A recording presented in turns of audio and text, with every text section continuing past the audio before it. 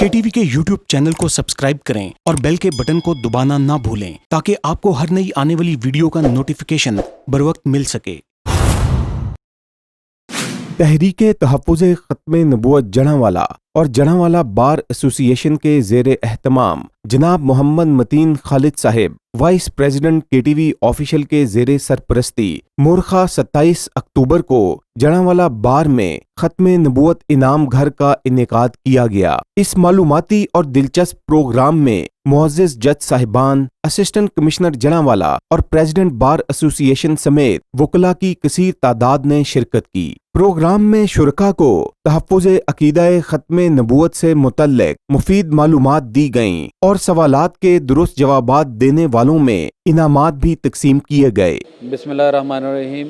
آج کا جو پروگرام تحریک تحفظ ختم نبوت جڑانوالا نے یہ جڑانوالا بار ایسوسی ایشن کے تعاون کے ساتھ اہتمام کیا ہے، ماشاءاللہ بہت اچھا پروگرام تھا۔ اس میں وکلاء کی ایک کثیر تعداد شامل ہوئی ہے۔ جج صاحبان نے بہت پسند کیا ہے، اسسٹنٹ کمشنر جڑانوالا صاحب آئے تھے، انہوں نے بڑا پسند کیا اور انہوں نے اپنے کمنٹس میں تحریک تحفظ ختم نبوت کے اور جڑانوالا بار ایسوسی ایشن کے اس پروگرام کو سراہا ہے، اور امید ہے انشاءاللہ کہ تحریک تحفظ ختم نبوت ایسے پروگرام مزید جڑانوالا بار ایسوسی ایشن میں کرتی رہے گی اور وکلاء صاحبان اس میں خصوصی شرکت کرتے رہیں گے۔